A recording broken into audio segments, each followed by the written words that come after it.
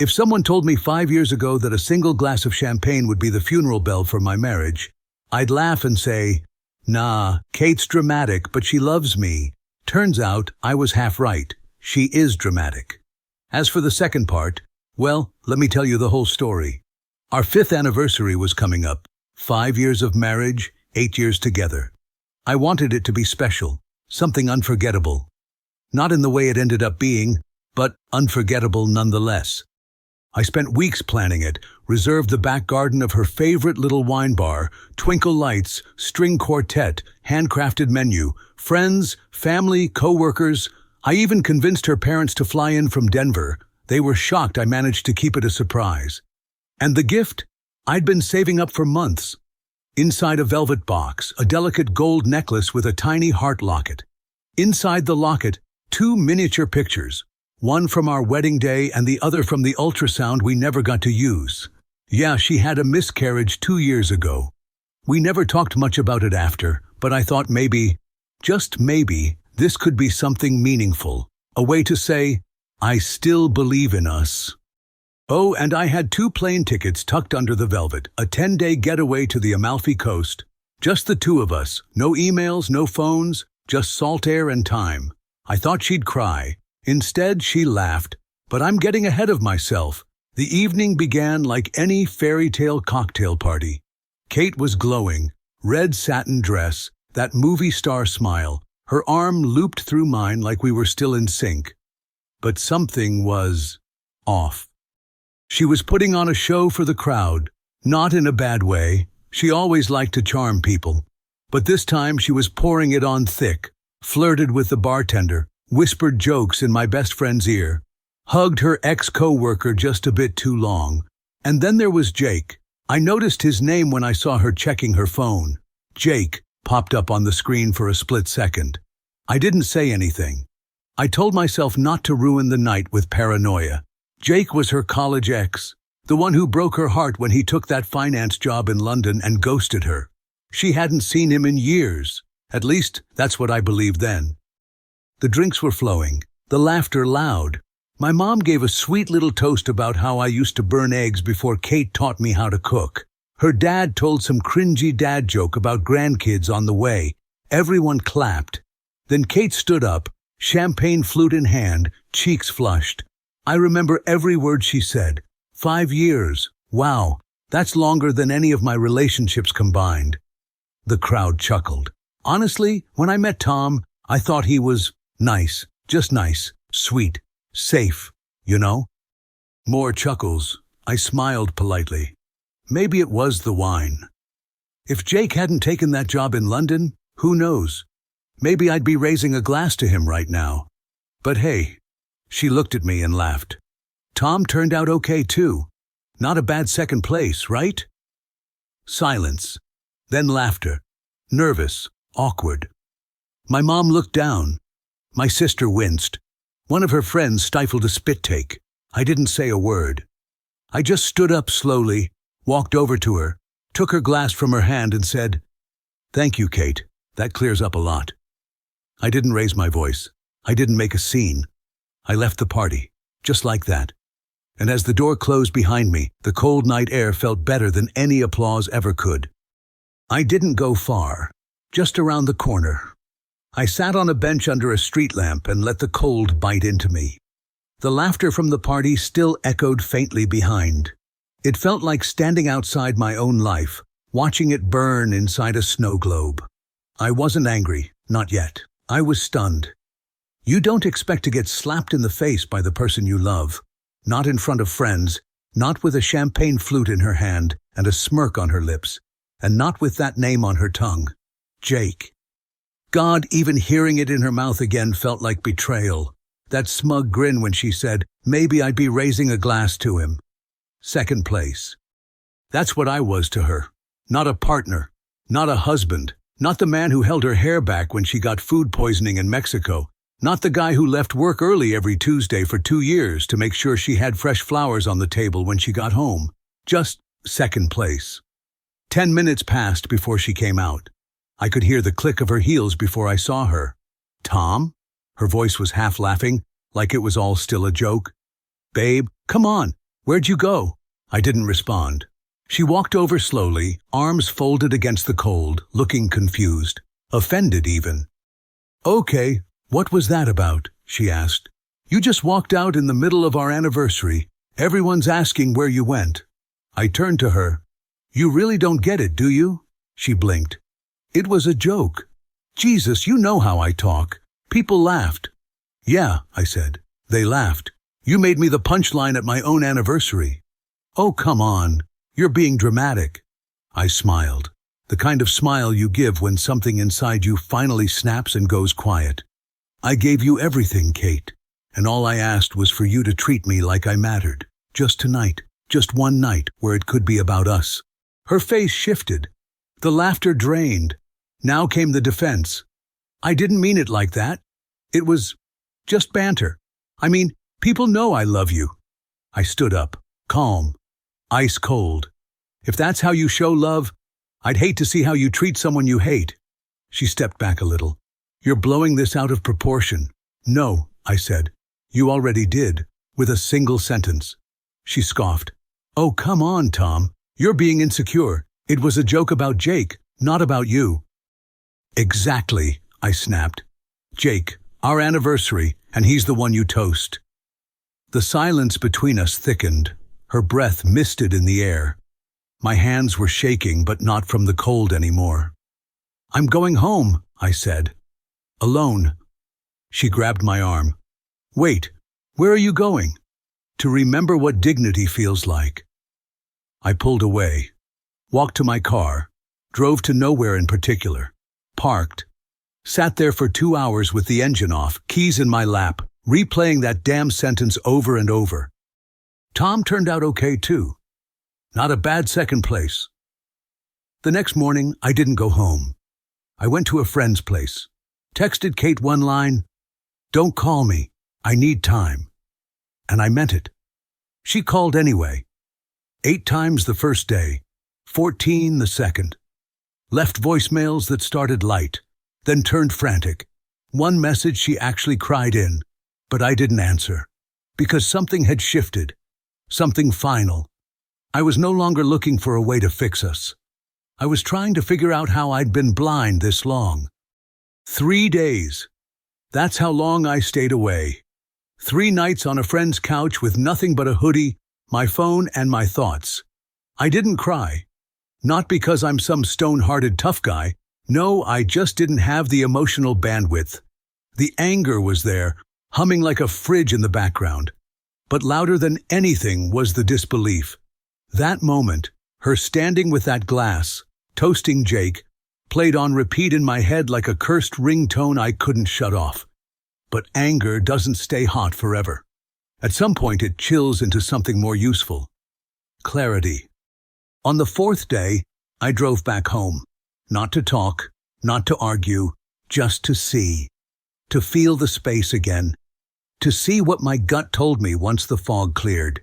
It was quiet when I stepped in. Too quiet. The lights were off in the hallway, but the faint scent of her perfume, vanilla and amber, still clung to the air. That smell used to make me feel like I was home. Now it made my jaw tighten. "Kate," I called out. No answer. She wasn't home. I walked through the house slowly, shoes off, every step echoing louder than it should have. I moved straight toward her workspace, the little white desk in the corner of the living room where she'd sip wine and answer emails with her feet up. And there it was, her MacBook. Now listen, I'm not proud of what I did next, but when a woman raises a glass to her ex and calls you second place, your moral compass doesn't just twitch, it spins like a damn tornado. I tapped the trackpad. The screen lit up instantly. At first it was boring. Work group chats, her mom, a few girlfriends gossiping about outfits and someone's botched Botox. Then I saw the name, Jake, with a fire emoji next to it and a heart. I tapped it, and that's when the final piece clicked into place. The messages weren't explicit. Kate was smarter than that. But they had tone. A tone you recognize instantly when you've been in love with someone who isn't in love with you back. Jake. Miss our long talks. London's great, but damn, Some nights I just want to be back at that little bar off Ninth Street. You remember? Kate. God, yes. That bar, and that booth in the corner, where we used to pretend we were strangers meeting for the first time. Jake. Maybe we'll have a real reunion someday. Just say when. Kate. Don't tempt me. If Tom keeps being boring, I might just take the next flight out. She sent that last one 3 weeks ago. I kept scrolling, screenshots, old selfies. She'd sent him a picture from our vacation to Napa saying, "Wish you were here. You'd appreciate the wine more than my husband does." I sat back in the chair, staring at the glowing screen. The worst part? It didn't hurt the way I thought it would. It was like reading the final chapter of a book where I already knew the ending. I just hadn't wanted to admit it. She was gone. Maybe not physically, maybe not officially. But the woman I married, the woman who danced barefoot with me in the rain 5 years ago, she'd boarded a flight to London in her head a long time ago. All I'd been doing was holding the door open for her return. I closed the laptop gently. I didn't forward the messages, not yet. I didn't take pictures. I just stood there, eyes dry, heart steady, mind sharp. This wasn't the end. It was the beginning of something else. And next time we stood in front of people, it would be my toast they remembered. They say revenge is best served cold. I didn't feel cold. I felt precise. When I left the house that day, I didn't slam the door. I didn't take anything except my overnight bag and the flash drive from my desk drawer, the one I usually used for project backups. Funny how easily professional tools can become personal weapons. That night, I stayed in a short-term rental. Empty space, no memories, no perfume in the air, no photos mocking me from bookshelves. Just silence and intention.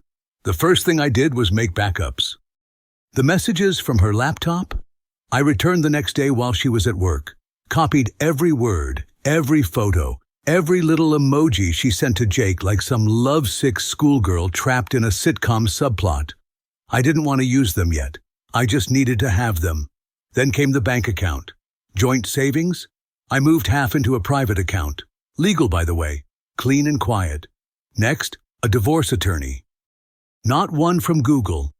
I asked around, discreetly, and landed on a woman named Marcy Caldwell, who handled high-profile, messy breakups like a surgeon in gloves. When I told her the short version of the story, she leaned back and said, "You don't strike me as the yelling type. That makes my job easier." Quiet men ruin lives far more effectively. While Kate kept texting me things like, "Can we talk?" I think we both said things we regret. I didn't mean anything by it. I was nervous. I just said something dumb. I stayed quiet and started building. I reached out to a guy I knew from college, Ethan, now a freelance videographer. Told him I needed a favor. Edit together a simple, clean video montage. No music, no drama, just Kate's messages, screenshots, and, at the center, that recording from our anniversary. Yeah, someone had filmed it. I got the footage from one of our guests. Kate had even posed for the camera after the toast, smiling like she just won a roast battle. Perfect.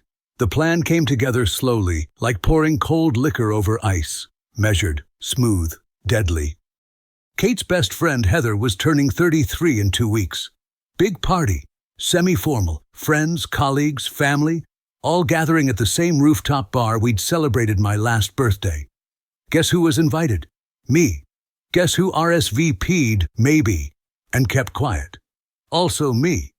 Because I had a surprise in store. A final toast. And this time, no one would laugh. I showed up late on purpose. The party was already buzzing when I walked in. Rooftop bar, skyline glowing, people in sleek dresses and tailored jackets sipping overpriced cocktails with names like Flirtini and Winter Affair. I wore a simple navy suit, no tie, crisp white shirt, clean shave. I looked like a man with somewhere better to be. And maybe I was. Heather, Kate's best friend, was turning 33, and everyone who mattered to Kate was there. Co-workers, family, friends, old college buddies. Most of them had been there the night she made the toast. Fitting, I thought. Let them witness the sequel. I spotted her instantly. Kate, silver dress, hair in loose curls, red lips, holding court with a group of guys who were all trying too hard to look like they weren't looking at her. She laughed loudly, threw her head back in that way she knew got attention. She hadn't seen me yet, but people started to notice. Heads turned. One of her co-workers gave me a subtle nod, almost respectful like, "Damn." He came. Someone whispered something to her, and then her eyes found me, smile gone, stiffness in her shoulders. She clutched her drink like a shield. I didn't walk toward her. Not yet. I made my way to Heather, gave her a hug, told her happy birthday. Then I leaned in and said, "Mind if I say a few words? Just a minute. I promise it's worth it." She blinked, surprised, but nodded. "Sure, I'll turn down the music." I handed the DJ a flash drive. No music, just video, full screen, full volume. He shrugged. Standard party slideshow, probably. Or so he thought. The screen lit up. People turned to watch. I stepped forward and raised my voice just enough to be heard. "I wasn't planning to speak tonight, but, well, since so many of you were at our anniversary party, I figured this would be the perfect audience for a follow-up." Kate froze. The video began. First, a clip. Kate standing with a champagne flute laughing. If Jake hadn't taken that job in London, who knows? Maybe I'd be raising a glass to him right now. But hey, Tom turned out okay too. Not a bad second place. There was a pause in the room, like the collective air got sucked out. Then came the screenshots, text messages, her flirting with Jake. Sometimes I imagine what life would have been like if I'd flown to London instead of marrying Tom. Tom's sweet, but he's like a blanket, warm, safe, and completely uninspiring. Selfies she sent Jake from our anniversary night. Tell me I don't look wasted on a guy like Tom. No one laughed. A few people looked at her. A few looked away. Her father took a slow sip of his drink and stared into the floor. Kate's face turned to stone, but her eyes were wide, like a deer standing in front of an oncoming truck with no brakes. I walked to the front, calm, almost serene, raised a glass of water. "Kate, thank you, really. Thank you for opening my eyes. 5 years ago, I married someone I thought was my partner. Turns out I was just a placeholder. So tonight, I'm raising a glass to clarity, the most honest gift you've ever given me." I reached into my jacket, pulled out a white envelope, walked it over to her. "Divorce papers, no rush, sign whenever you're done pretending." And I walked away, past the stunned guests, past her frozen posture, past the life I thought we had. And I swear to God, the city never looked more beautiful. She didn't sign the papers right away. Of course she didn't. She called, she texted, she even sent me an email titled, "Let's Talk Like Adults," which, ironically, read like something a teenager would write after getting caught sneaking out. Her first message was defensive. "You humiliated me in front of everyone. How could you do that?" Then came guilt. "You made it seem worse than it was. I was just venting to Jake. You know how I get." Then came the panic. "I didn't want to lose you. It was a mistake. Let's fix this." But she never once said "I'm sorry," because people like Kate, they don't apologize. They rebrand. A week after the party, she messaged me again. Just one line. "Jake's not answering me." I didn't reply, but I already knew. Jake wasn't stupid. He liked flirting with a married woman, sure. It made him feel wanted, powerful. But a divorced Kate, disgraced and suddenly available? Not so interesting anymore. Turns out his final message to her had been a polite brush-off. "You've got a lot going on right now. Maybe we should both take space." Translation: "You were fun when you were someone else's wife. Not so much now that you're free." Kate didn't show up at Heather's next party. She didn't post much on social media either. Just the usual cryptic quotes about healing, lessons, and losing people who never deserved you. A few mutual friends reached out to me. Some apologized. Some told me they always knew she was selfish but didn't want to say anything. One of her cousins, someone I barely knew, sent me a message that just said, What you did was legendary. Respect. I didn't feel legendary. I felt calm. 3 months later, I met someone. I wasn't looking. That's always how it starts, right? Her name's Rachel. She's nothing like Kate. Quiet strength, dry humor, sharp mind. The first time she laughed at one of my dumb jokes without looking around to see who else was watching, I knew. She wasn't performing. She was just being. Kate finally signed the papers. No note, no drama, just a signature and a courier envelope left on my doorstep.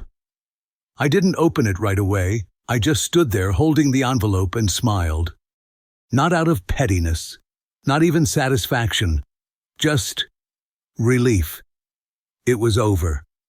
I sometimes wonder if she ever watches the video again, if it plays in her head the way her toast played in mine. I wonder if she realizes that the worst thing she ever did to me was also the best. Because if she hadn't raised that glass, made that little joke, tried to make me small in front of everyone, I might have stayed. I might have kept trying. I might have wasted another 5 years. The best thing she ever did for me was that toast. She buried our marriage that night. And finally, I got to walk away, free.